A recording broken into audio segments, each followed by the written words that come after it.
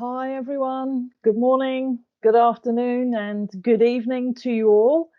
I hope you're having a great Clean Sport Insight Forum so far. It's a fantastic event, and both myself and my colleague Tony Cunningham feel very honoured that we have been invited to share with you today some of WADA's activities. For anyone who doesn't know me, my name's Amanda Hudson, and I'm the Director of Education here at WADA. And so together, Tony and I will just update you all on some of our recent activities related to all things policy, practice, and research. I know we're all dealing with COVID in our own ways, and I really hope that your families and yourselves and your colleagues are safe. So this is a different way for me presenting virtually from home, as WADA is still mainly working from home. But I hope you find our update useful, and that Tony and I will be around for questions live as part of the forum a bit later in the session. So let's get started. I think the first thing to say is how much WADA is committed and invested now in education. We've always been the underdog, possibly in the anti-doping program, and we have a lot of catching up to do in terms of our stage of development. But it's really pleasing to see that education now definitely has a seat at the table, and that's shown throughout the organisation in terms of colleagues' commitments to support our work, as well as commitment from the highest level in terms of our president.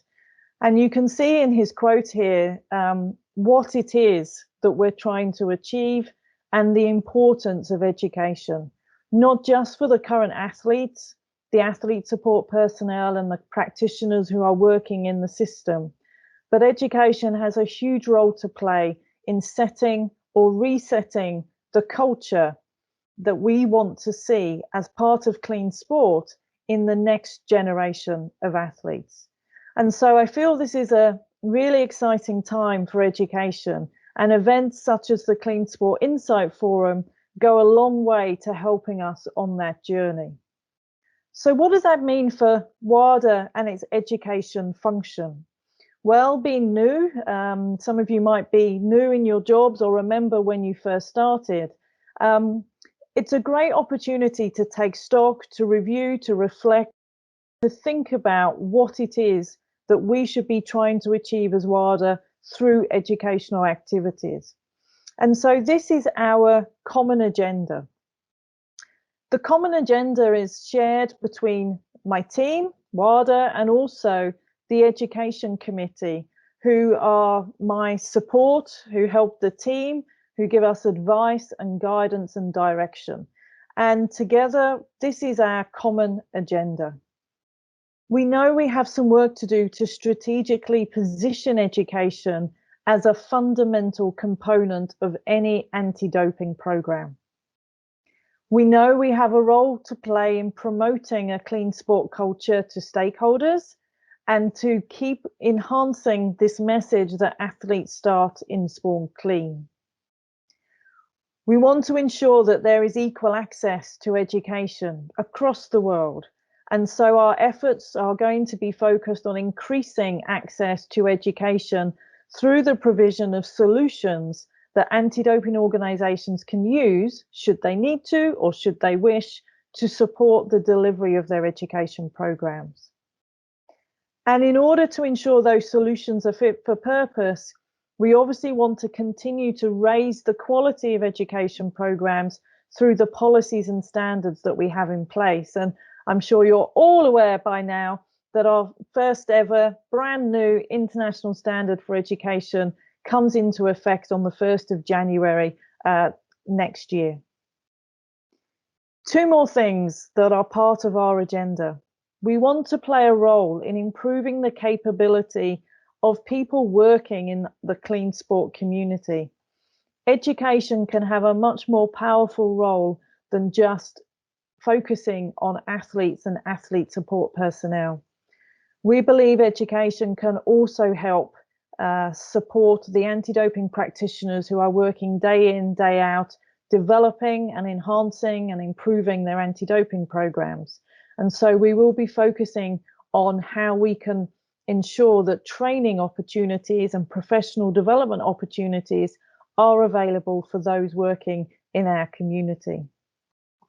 And last but by no means least, and I know this is a big focus today for the Clean Sport Insight Forum, is research. And everything that we do, where possible, should be informed by research that is available. And Tony will talk more on our efforts around social science research a bit later in this session. So this is where we're heading. And in order to try and ensure that we have the strategic positioning that we need, I hope you've all had the opportunity to read and digest WADA's recently published strategic plan. And hopefully you'll see in there that education features together with the other core components of an anti-doping program. And we're really pleased to see that. Particularly if you look under the strategic objectives such as LEAD, where we talk about impactful research. If you look at athlete-centered, where we have a key role to play in supporting the education and the experience of athletes in the anti-doping system. And also through some of our strategic initiatives, such as Grow Impact, where we do have a role to play, as I mentioned, in supporting anti-doping practitioners to be the best that they can be. So we've made a start on our strategic positioning of education. The other fundamental outcome of the work the management team did on the strategic plan is to really think about WADA's role in the anti-doping system. And I know previously WADA maybe has tried to be all things to all people, and with the resources we have, with the expectations that stakeholders have, it's not possible for us to continue in that vein. And so we're a bit clearer now on our role. And our role is to regulate the anti-doping system. In our specific case, that would be looking at regulating and monitoring compliance against the International Standard for Education. And we also have an enabling role. So that means from an education perspective, our job is not to educate athletes or athlete support personnel, but our role is to help you. It's to help the anti-doping organizations deliver and develop fantastic education programs for your target audiences. And that's the delivery part. And that's the vital role that you all play day to day in the work that you do. And so what does that mean for the education department at WADA? What are our core functions? Well, so far we've identified 4. We have a role to play, obviously, in education policy and standards. We have a role to lead social science research in anti-doping and the broader clean sport community.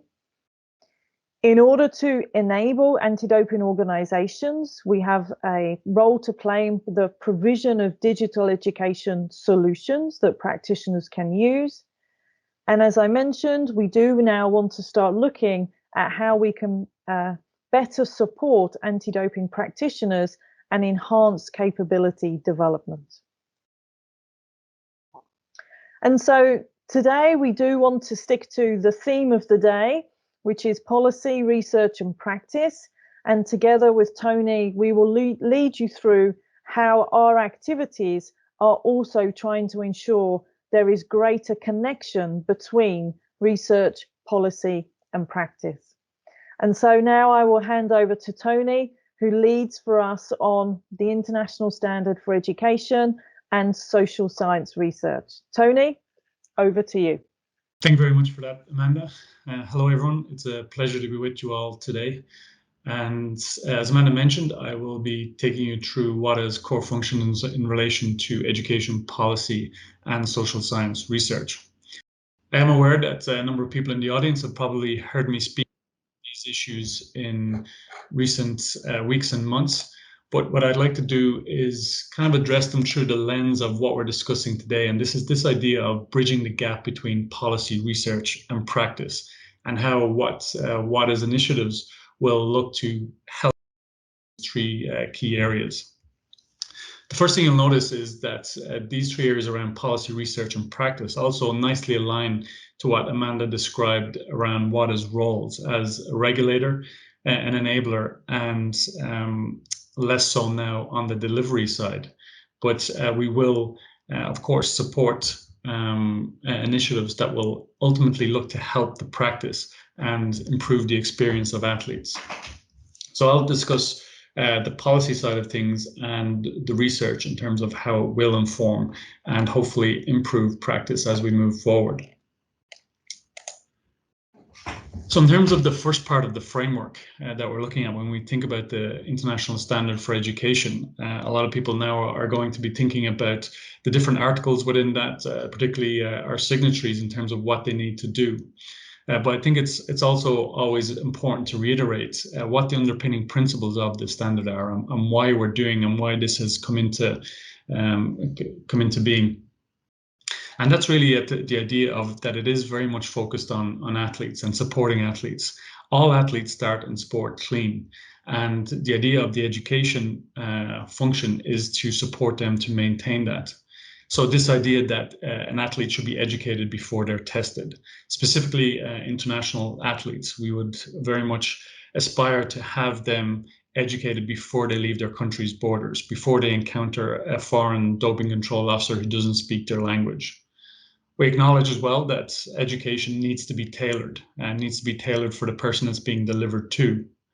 Cooperation is a key part and a key principle that is embedded within the document.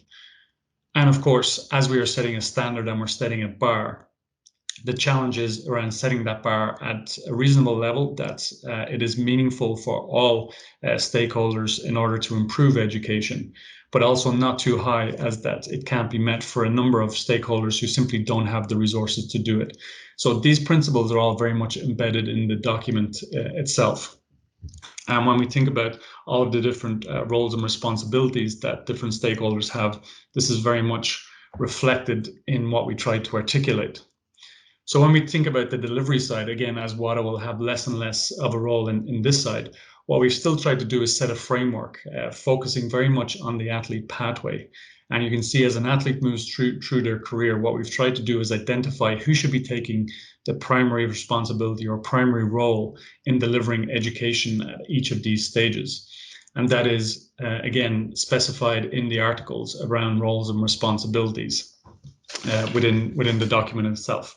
And all the time as well, taking account that people around the athletes also need to be educated. And there is a role for all of the different organizations at each stage of the pathway for them too. So when we look at all these stakeholders, signatories, organizations, and what they have to do, it really all boils down to 4 key areas. And that is, there has to be an education plan developed and recorded and shared. This plan has to be implemented. It has to be monitored, and then it has to be evaluated to demonstrate whether the objectives set out have been achieved or not.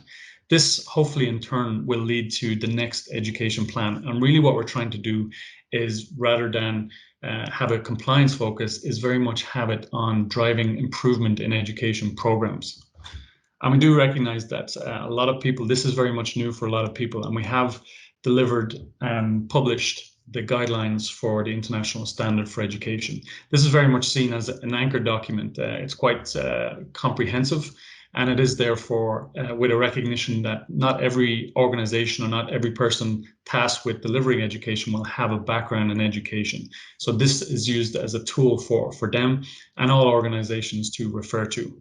We will continually develop as the implementation of the standard comes into force and we start seeing emerging practice and how we can share that more effectively.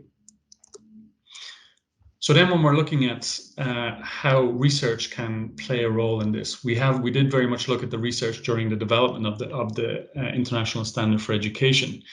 But now what we're looking to do is to, I suppose, be a bit more proactive in what we're doing on the research side and how it can, again, drive improvement in the education experience of athletes and look at the wider anti-doping system. What we've done in 2020 is develop a social science research strategy. This is available on our website if you would like to see that in more detail. And what this has done is it's kind of allowed us to situate social science research in relation to our governance within WADA, aligning it with WADA's strategic plan, making sure that it feeds into the education committee. We have a social science review panel that then guides the direction and the implementation of the social science research strategy. As this cascades down into an operational level, we have identified levels of influence or areas that we're interested in, specifically research priorities that I will talk about shortly. And this in turn has informed our new social science research grant program. So the kind of things that we're looking to do as we move forward, the research strategy is for 4 years. We're looking to coordinate the research agenda, identify our priorities, publish them, work with a larger group of disciplines within the area, other organizations. Looking to, I suppose, the recognition that there's going to be a lot more data in the system through the monitoring and evaluation that is required in the international standard, is looking to harness that, aggregate it, and give us an insight into whether the system is working or not.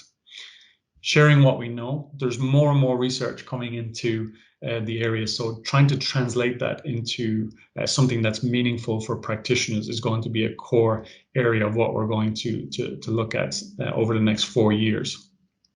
Leading by example, simply monitoring and evaluating the programs that we initiate and we deliver ourselves. I suppose doing what we expect of our stakeholders, and we do it ourselves.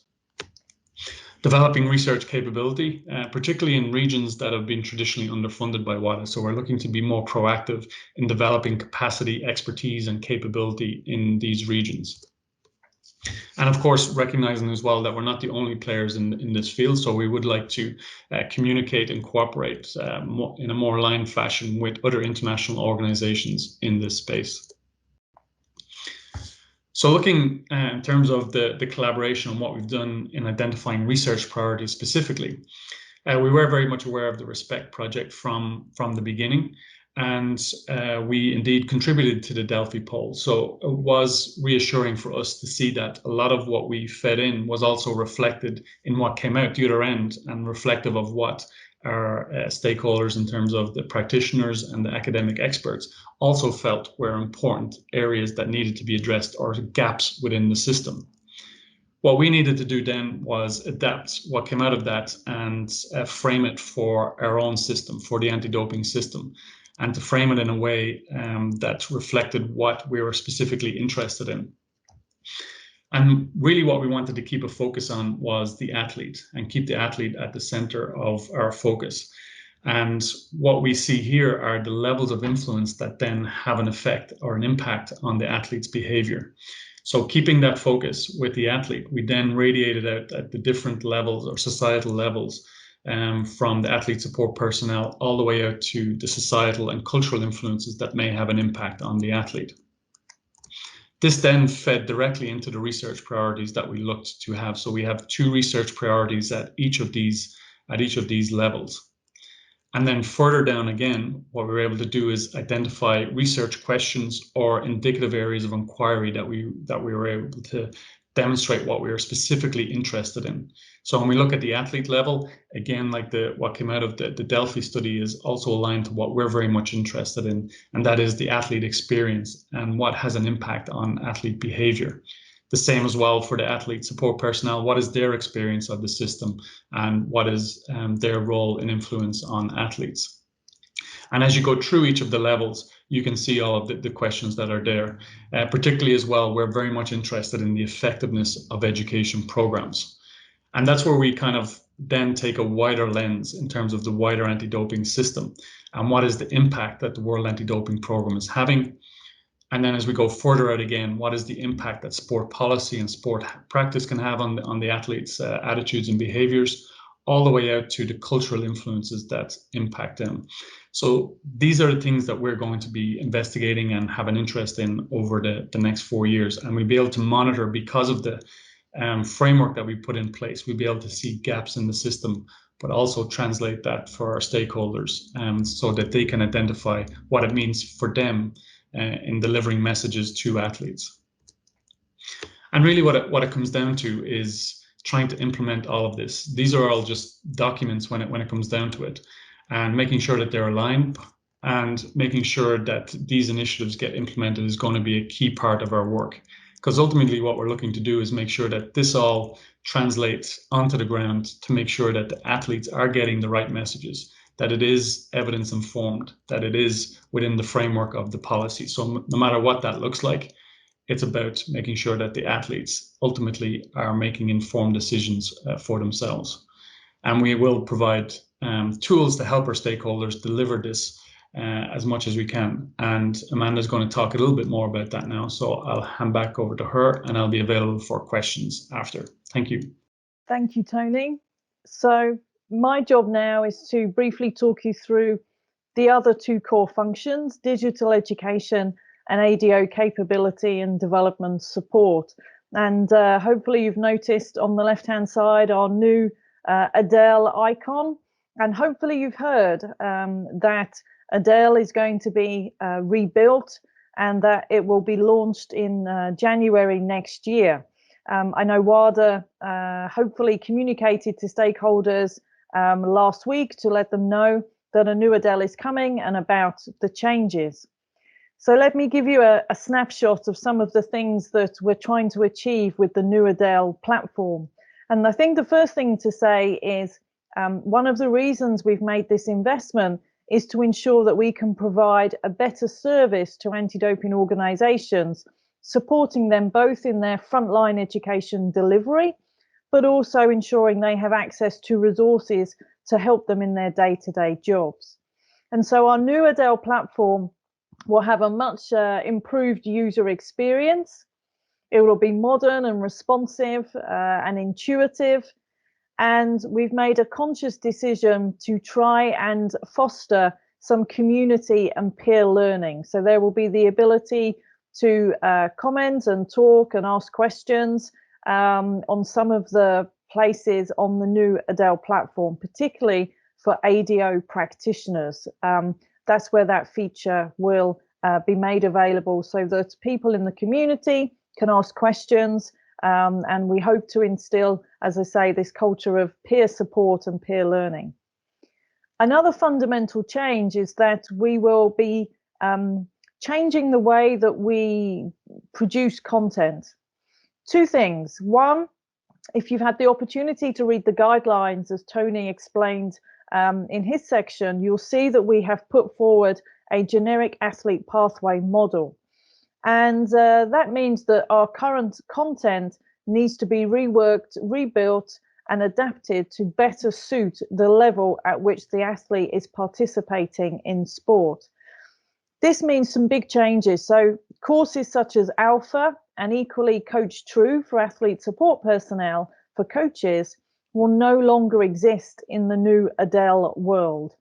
What we will be moving to is bite-sized content that's more relevant to the stage of development of the athlete.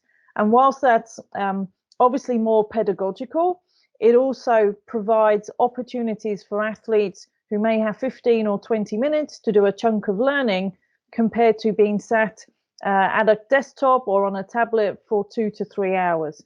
So we hope that these changes will better suit the needs of athletes. You'll see we're going to have a new mobile app, Adele by WADA, and that will also allow for learning on the go. And also importantly, for some regions of the world where internet connection or the cost of internet services is high, it does allow for some offline learning. And obviously one of our agenda principles is to try and increase access to education. So we're investing in a mobile app to try and improve and increase the access. Two things that probably for anti-doping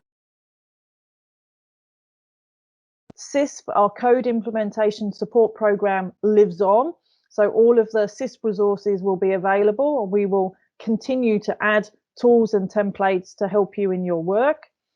And one of the big challenges we face, particularly as WADA, is languages and the ability for anti-doping organizations to customize and translate resources into the language of their choice. And so I'm pleased to say that we now have a free process that stakeholders will be able to use. It will feature a machine translation to start off with, and then a human review. So it will still take time for anti-doping organizations to translate materials, but the way that we've embedded the machine learning, the machine translation, means that as you use that software more, it will actually remember some of the words that you wish to use to describe the things that in a way that makes sense to you. So as an example, in French, the direct translation would be athlète, but we actually use sportif. So once you've made that change once, the next time you add a new resource or a new course into that software, it will remember your changes. And as WADA, we are going to commit now to making sure where possible that all of our educational material is available in French, Spanish and English. So really pleased that whilst it's always a difficult job to translate materials, we will have a free and better process in place to support anti-doping organisations who want to do that. Just a quick highlight of some of the more recent resources: sport values in every classroom, values-based education toolkit for teachers to use in schools or a sports club setting. We hope that that will be available in French and Spanish early next year. Hopefully you're all aware that we, together with the ITA and the IOC, came together to produce some pre-games learning ahead of Tokyo. And I'm pleased to say that we're now working with the International Paralympic Committee to do the same for the Paralympic Games. And that should be ready early next year on the new platform. My plea to you all is, if you have your own pre-games education program, fantastic. If you don't, please get in touch with your National Olympic and Paralympic committees, and please work with them to ensure that they have access to these education programs, because collectively we should all be trying our best to ensure that athletes do not end up at the biggest event of their sporting careers uneducated. We have a new code coming, the 2021 code, and so we've developed an athlete's guide to the significant changes to the 2021 code, and that was published last week and is available again in English, French and Spanish. So if you need to communicate the significant changes to athletes, there is a resource now to do that. And we know ADOs are keen to translate that into different languages, so please get in touch with Kangun in my team, and we can look to help you with that from January once our platform is launched. And lastly, at the beginning of the year, we redid our ADEL for medical professionals, and the feedback on that course so far has been really positive.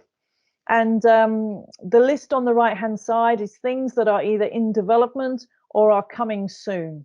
And so as Alpha is no longer going to be available in the new ADEL platform, our focus for January is ensuring we have an equivalent ready. So we will be focusing on a learning plan for international level athletes and one also for national level athletes.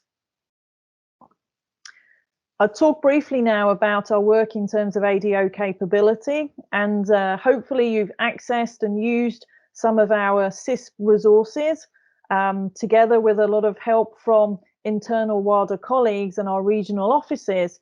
We have produced over 100 resources as part of CISP related to either the individual standard, the code, or the role that organizations play within the system. And the majority of those resources are again available in English, French and Spanish. And the CISP team lives on, as does CISP. And so we will ensure we keep adding new content and new resources, tools and templates as part of that program to help you with your day-to-day work.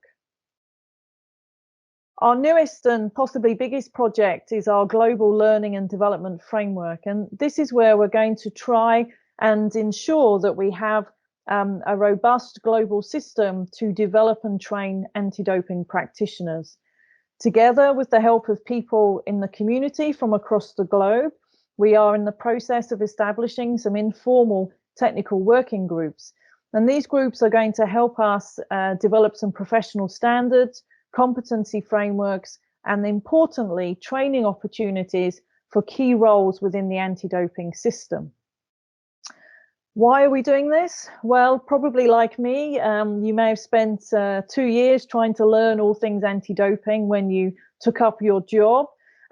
This is a long time. And so one of the benefits of having training available is that we can try and shorten the learning curve that we all went through as part of our induction to the anti-doping world.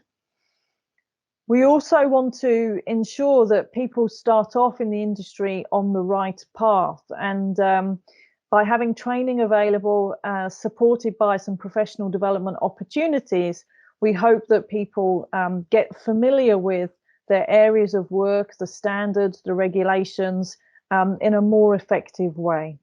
And so we're going to run a pilot in Europe, just focused on 5 roles next year. And if that goes well, then we'll be looking to roll out those training programs globally from 2022, as well as look at some of the additional functional areas and develop the standards and training for that too. The training won't be mandatory. It's just an option for practitioners to access should they wish. And so that concludes our WADA update. I really hope yourselves, your colleagues, your families stay safe and well. And if we don't see each other virtually again, I hope that we can all try and enjoy the best Christmas that we can in spite of the COVID-19 pandemic, and look forward to hopefully a different world next year. Thank you very much.